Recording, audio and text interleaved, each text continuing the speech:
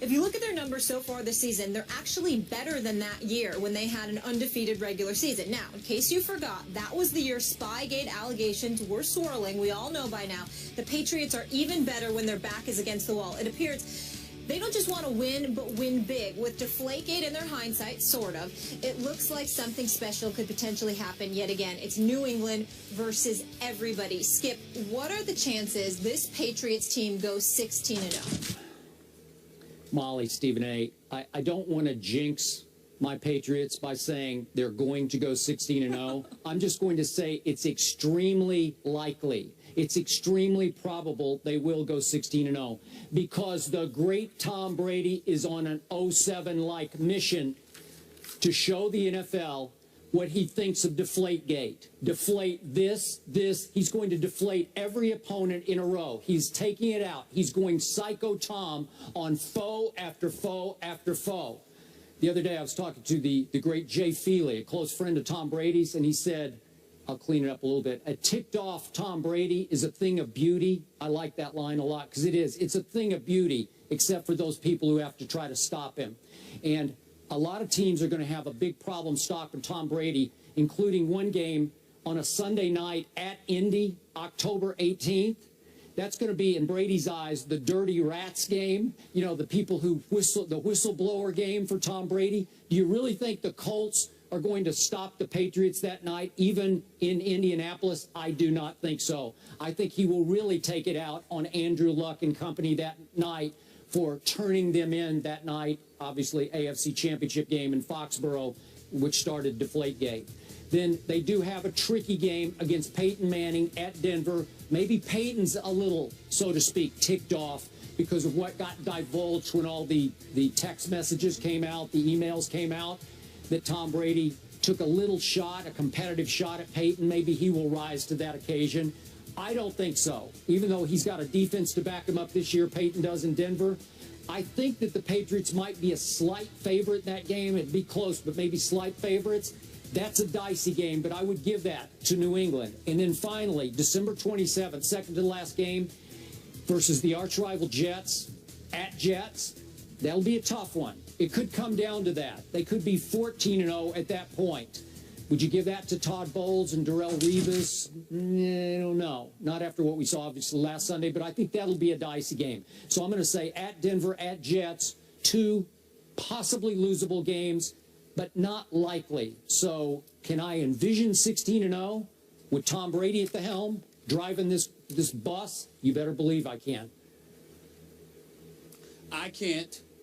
I think that the New England Patriots will definitely lose one, likely go 14-2, possibly go 13-3. They will not go undefeated because the one that I am absolutely booking, obviously considering all things being equal, meaning everyone being healthy and just looking at the personnel that both teams have and how they're playing, I believe that the Denver Broncos will beat New England in Denver. That's the one that I'm not wavering on one bit. The Patriots will lose to the Denver Broncos so long as all the bodies remain intact and everybody remains healthy, okay? The other two possibilities, I don't consider the Bills to be one of them. I think on the road in New England, I don't believe that the Bills will be able to do it. I think that the Jets have a shot. They'll get annihilated at MetLife Stadium, in New England. But I think at MetLife Stadium on December 27th, I believe the Jets have a chance at winning that game. Yep. And I do believe that the other game that I'm going to look at is I think the Giants have a chance of beating the Patriots on November 15th. I'm surprised you didn't bring that up right away. That's the one I circled for you. Right. I thought you'd go right to that game.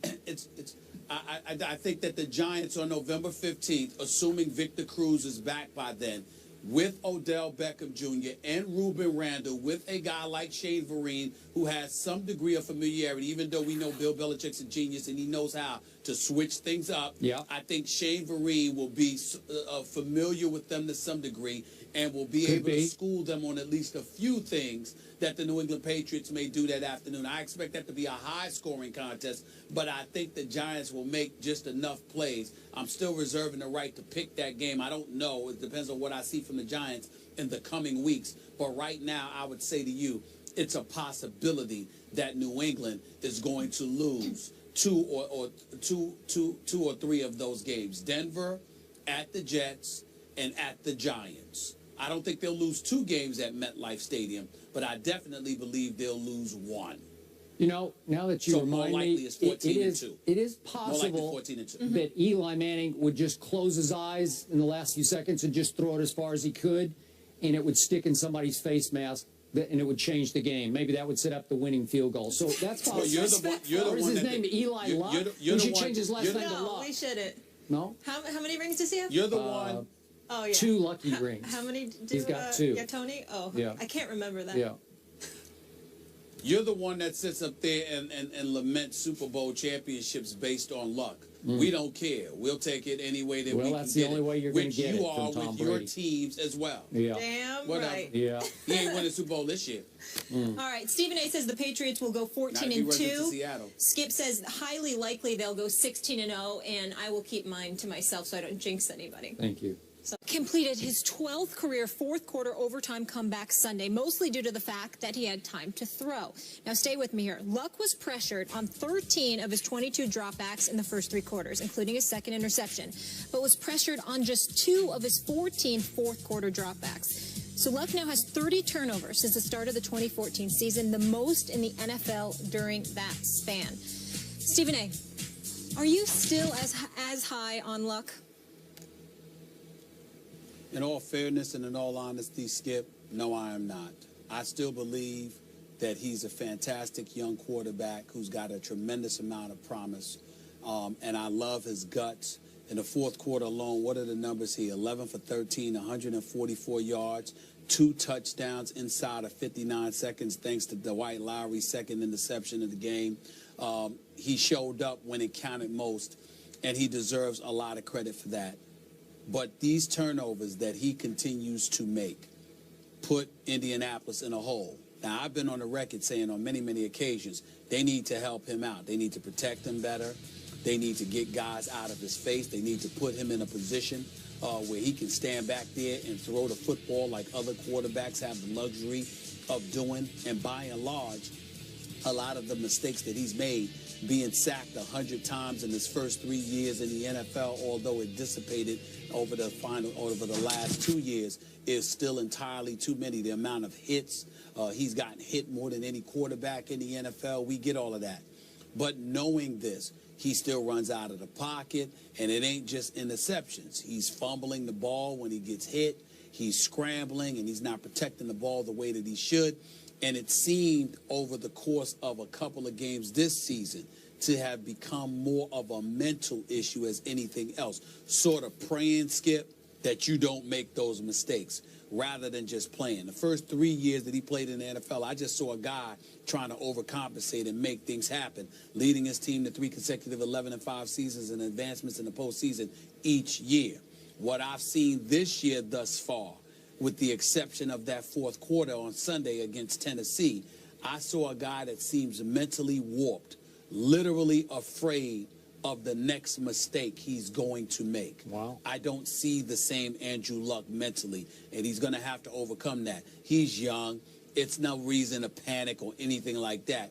I'm just acknowledging that for the first time, I'm seeing things that I did not see before, and that has to change if he's going to be the quarterback I and many others profess to you that he is going to be.